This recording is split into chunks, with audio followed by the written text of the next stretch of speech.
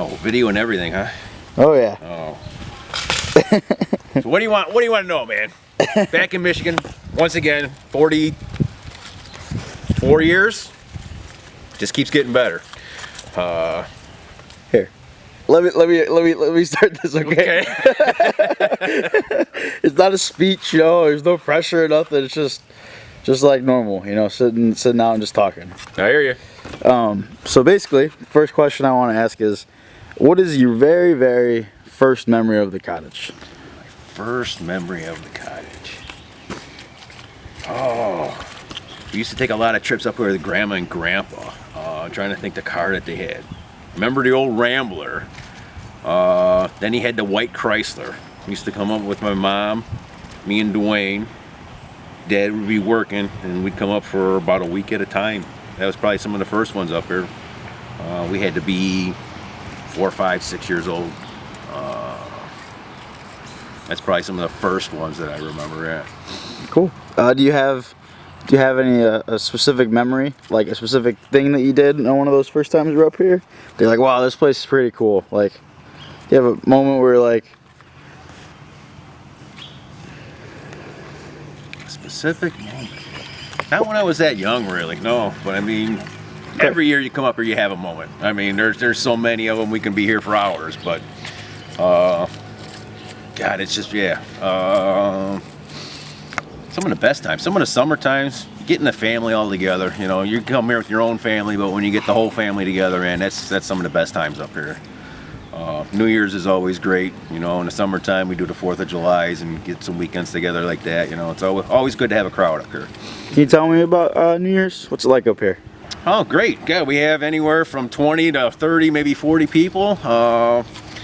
Lots of eating, drinking, playing cards. Usually have some good snow and weather. Can do a little bit of everything. Once again, everybody's together, everybody's safe, having a good time, and enjoying each other. Can you tell me about what you make on New Year's?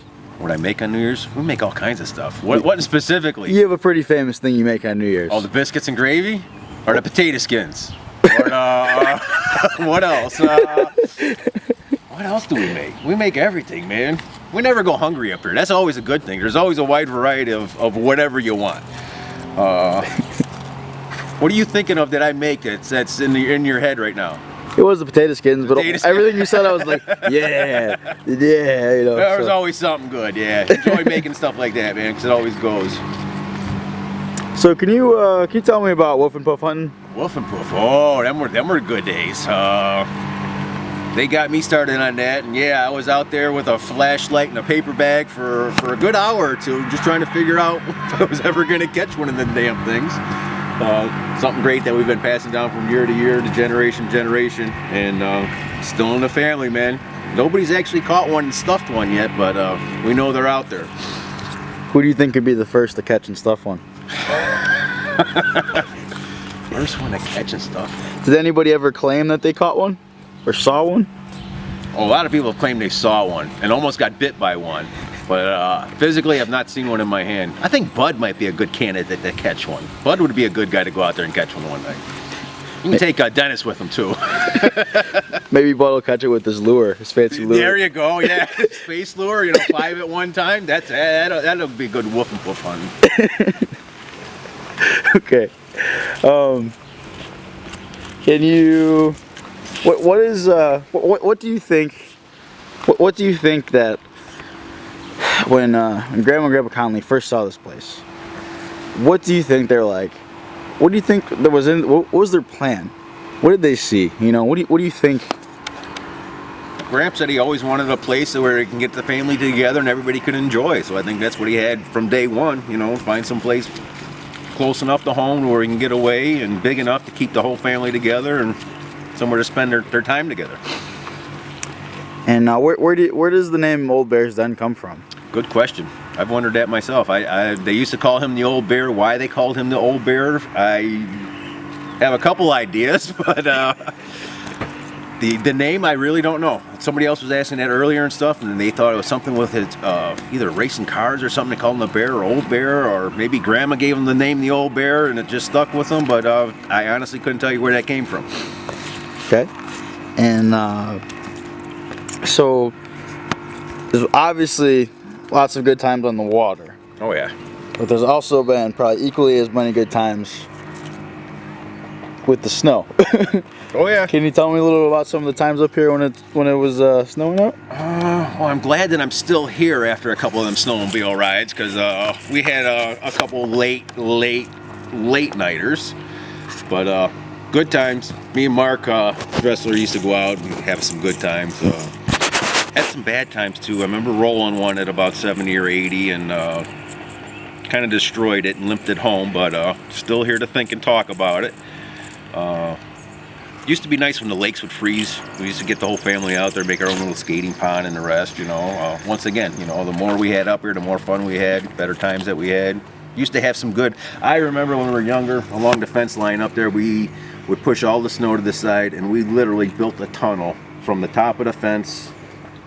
Well, the snow was actually the top of the fence all the way down, and we started at the top, and we dug a tunnel all the way down to the bottom, and you would sled along the fence under this tunnel and come out at the end. That was probably one of the best times, you know, as a little kid. That was cool, man. Never seen that before, and we'd spend hours out there. Used to ice down the driveway and then build a big ramp at the bottom on there, but we got in trouble for that because then the cars couldn't leave when we went home. So, Have you ever been snowed in up here?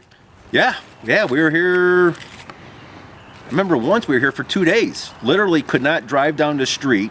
The store was closed. We had to get on a snowmobile to go to the store just to get whatever we could, frozen pizzas or whatever to make it.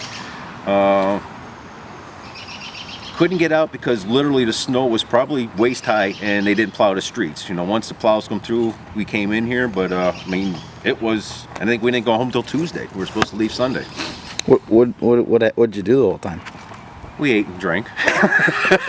Played in the snow. There wasn't a whole bunch to do. We came out here and the picnic tables literally were under the snow. You could not see the tops of them. We went out and stood on top of them and you couldn't even tell there was picnic tables there.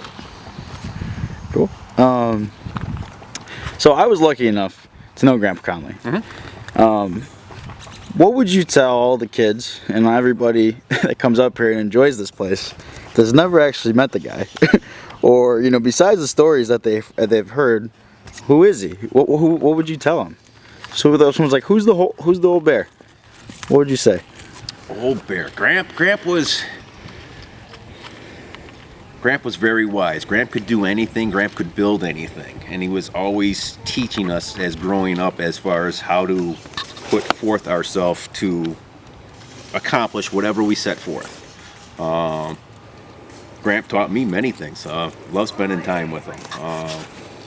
Simple things from, you know, helping with the log splitter that he built. We built a pier together. Used to have some good tree cutting experiences. You know, we had a lot of storms and weather and stuff. We'd come up here, but as far as Gramp, yeah, he would always spend time with you and explain things to you so you understood it, to make you smarter and wiser as you grew up. And it definitely taught me a thing or two. Cool. What would you what's your opinion on that there deck out there, the pier? The pier? Yeah. That pier was built back with me and Gramp many years ago, and it's time we, I think, either build another one or get another one. But it's been in there for many years, and we need something that's a little bit easier to install, that is probably numbered properly and goes together properly, and it served its purpose. It's been there for many years, but yeah, we need to put together everybody to keep this place going. Can you tell me about a you know, the process of putting in the pier? The process? What we go through today? We go through this every year, Kyle. We're just going to do it, but it turns into a half-day project. And where's this bolt go? Where's this piece go? You know, it's not level. It's not over far enough. But we get it in every time. It doesn't matter, and it's, you know, something that we got to do, and we do it. How does the ranking go? How does that usually happen? How does the ranking go? Yeah, who does what? Who gets in the water? When do you finally get out of the water? And what do you do once you're out of the water? What is your job, or what was Grandpa Conley's job? Can you tell me about that? They're the boss. Tell them how many inches to move it over, if it's too high, too low. You know, yeah. Once you get out of the water, you're the boss on the shore, and you can tell all the kids in the water. You have to be old enough to get out there and at least pick up and move things. But yeah, Michael's out of the water. I've been out of the water. I was in there the other year, but I think I've made it to my pole position up on the shore, man. Finally done, huh? Cool. Do you have any specific, the funniest memory you've ever had up here? The funniest memory? Or funnest, or Like I said, there's so many. The funniest, man. this is your second interview, probably of many. So if you think of one later, you know, we can just record that one too. But whatever you got on your mind, you know. Funny. Just a good time in general. Oh, around a campfire, some of the stories are pretty good. Everybody always has a good one to bring up here or there. I had a lot of my friends up here, and they enjoy this place. You know, they all say the same thing, man. Hey, if I can ever come back up there, give you a hand, do anything, you know. I think a lot of them enjoy coming up here. Do you think a lot of people? Do you think a lot of people realize, you know, when they come up here that there's like 60-something people in this family, and they all come up here like that? What do they say about that? Well, we told them we had to break it down because the family is so big that everybody has their own week up on here, and they kind of find it probably hard to believe that there's that many in this family. But I've told them, you know, we've had campouts and stuff here where there's been literally 50, 60 people, and so many in the house and tents everywhere else. And once again, great weekend. Everybody enjoyed it, you know. Cool. And my last thing is, what would you say? One sec. What would you say that? Why is this place still around, and why should it be, and what is keeping it together? I think it's family keeping it together. We all got to stick together and keep this. That's what Grandpa wanted, I think.